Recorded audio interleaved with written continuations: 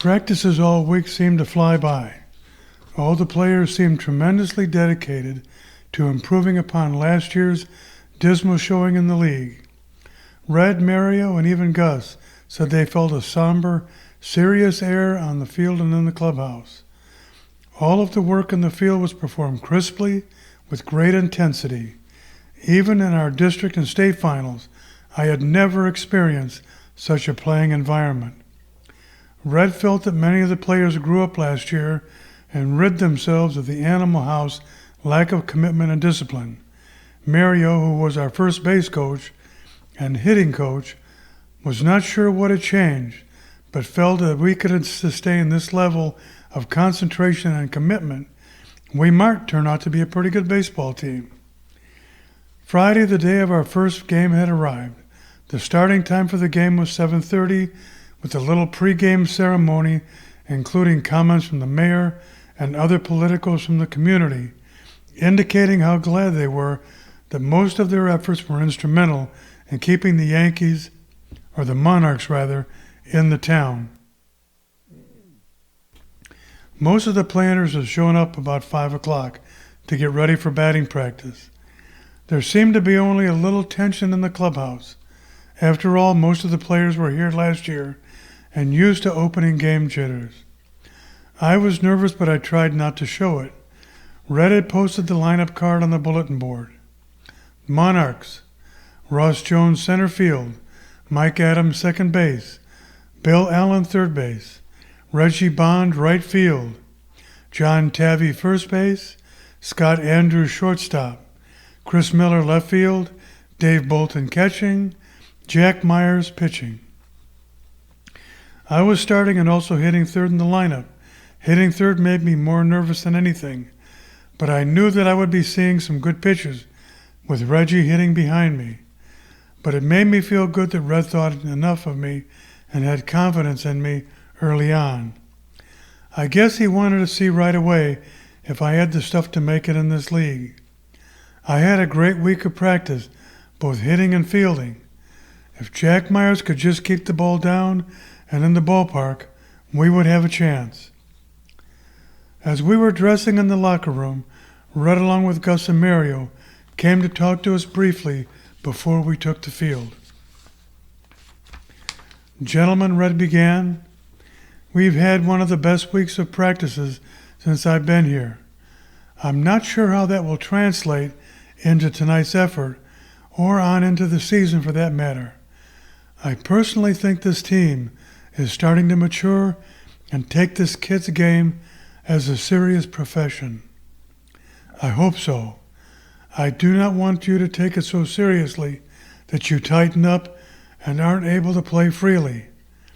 Try to remain serious about your work in terms of mental preparation, but on the field just try to relax and let your God-given ability take over. When you're on defense, try and recreate in your mind what you need to do if the ball's hit to you. React naturally and just make the play. When you're hitting, don't guess. Take what the pitcher gives you. 20 singles can produce a lot of runs and place tremendous pressure on the Pirate defense. If the ball's pitched away, take it away. If it's middle or in, try to pull it if you can. We will be aggressive on the bases tonight. Jones and Miller, you have a green light to run whenever you want. Just make sure you have a good jump and the count is right. And always with less than 2 outs. Allen, you look for the steal sign, as you'll be running as well if you get on. Everyone in the first 2 innings is taking a strike, so let's see what the pitcher has and make him throw strikes. Reggie, you have the green light anytime. Just make sure he gives you a good pitch to hit. Men on base all the time is what we're after. We want to put pressure on them. Myers, I want you to work with Bolton. Keep the ball down and on the black most of the time. Keep it in the ballpark, and we will win. Men, now let's go have some fun and go win ourselves a ball game. Everybody ready? The room was filled with a chorus of, "Yeah, let's go." "You bet, Coach." "We're ready, Coach." The players were full of excitement. and we got dressed and headed to the doors to the tunnel leading to the playing field. We were all psyched for this game. As I stepped onto the field, I could see that people had already made their way into the stadium to get the best seats. The ballpark was beautiful. There was bunting all around the upper deck and on the ground level. The players were full of excitement. As I was scanning the stadium, Gus came up from behind me and put his hands on my shoulders and gave me a squeeze. "There'll be over 5,000 here tonight," said Gus. "Always a big crowd opening night due to the cheap seats. Little leaguers on hand, hollering it up out of their lungs. And everybody's chanting. Even giving out an autograph before, Bill?" "No, Gus, I haven't," I replied. "Well, you will tonight," he said with a smile. "You will tonight. Have fun with it, as it means so much to these little kids here. Just don't let it become a distraction." "Okay, Gus, I'll take your advice," I said with kind of a sheepish grin. Me, a celebrity? Who would want my autograph? Who'd have thunk it?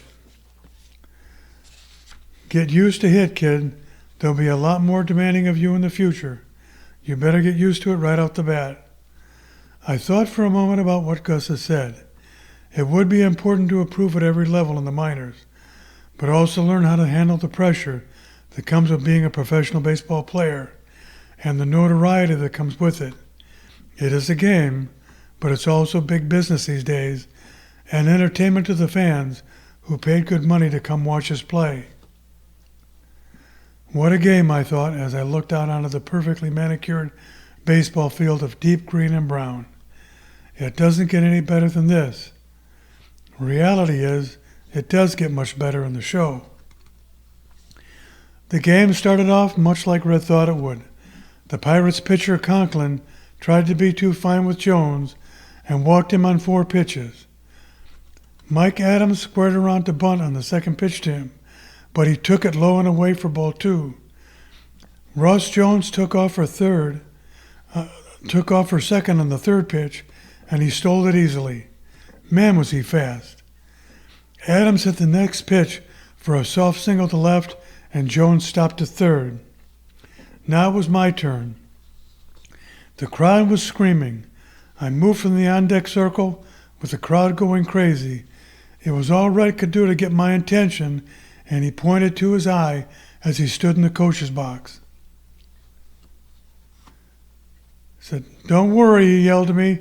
"You're going to see a lot of fastballs with Bond behind you. Just find a pitch you can drive and take the lead." Conklin was looking right as Red as he said that to me. Jones had started with a short lead off third base. I heard the PA announcer introduce me to the crowd. "Now batting for the Monarchs, number 10, third baseman, Billy Allen," stated Mel Smith, slowly with great bravado in his voice.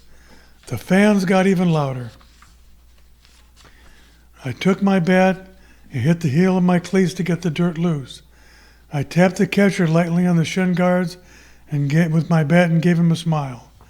I smoothed out the dirt in the batter's box and moved my foot to just inside the back line, about the middle of the box. I get settled in and waved my bat across the place a few times. I took a deep breath and looked out to the mound where Conklin was bent over, looking to get his sign. I took the first pitch for a strike. It was the sharpest breaking curveball I'd ever seen. From the left-handed Conklin, it started over the left-handed batter's box, chest high, and broke right over the middle of the plate, knee high. I hoped he didn't throw me that again. He didn't. The second pitch was a mistake of a belt-high fastball, and I picked it up right away as it left his hand. Adams took off with the pitch, but it didn't matter. I got all of it, hitting it as hard as I'd ever hit a baseball before. The ball never seemed to get more than 15 feet off the ground, landing on a grassy knoll behind the left center field fence, over 400 feet from home plate. I sprinted out of the batter's box, not even looking, but then I looked up and the left fielder was looking up over the fence. He never took his hands from his knees just as I looked over his shoulder into the night. I was in heaven. The dugout emptied out toward home plate. Red was jumping up and down, clapping his hands, then pumping his fist in the air above his head. As I rounded third base, he clapped my hand. I spotted Gus standing on the top step of the dugout with a big Cheshire cat grin on his face. As I got to home plate, I jumped into the air and landed with both feet on the plate, with my teammates mobbing me as I made my way to the dugout. "How's anybody else going to get some runs batted in when you do that, Alan?" said Reggie with a big smile. I didn't know what to say. "Come on, Reggie," I said. "Keep it alive." On the second pitch, Reggie lines a screaming double into right center, something he never did last year. Take the ball hard the other way. The crowd continued to yell and scream. "Reggie, Reggie, Reggie, Reggie," they yelled. It was already 3-0, a man on second, and no one out. What a great beginning. The Pirate manager called time and came out of the dugout to the mound. He walked slowly as he had just had somebody get up in the bullpen. The crowd chanted, "Leave him in, let the fun begin. Leave him in, let the fun begin." They talked for a moment until the umpire made him break it up. Conlon stays in the game to pitch to left-handed Tavy, our next batter. Tavy didn't hit left-handers well last year. So Gus made his way down the dugout, gives me a great big bear hug. Tears are streaming down his face. "Way to go, Billy. I knew you could do it." "Come on, Tavy. You're up now. You can do this." Tavy takes the first 2 pitches for balls and swings so hard at the next pitch he almost corkscrews himself into the ground. Red came halfway down to third base. "Come on, Tavy, relax." Red claps his hands and tells John, "Nice and easy. Just take what he gives you." Tavy steps out of the batter's box, rings the bat handle, and steps back in. He swings the bat a couple of times over the plate. He looks intently out at the mound as he gets set for the next pitch, cocking the bat over his left shoulder. The next pitch is a fastball, low and away, and John goes down to get it and he gets all of it. The ball rockets into left center field, right over the light tower to the fence, and lands on the softball field behind our parking lot.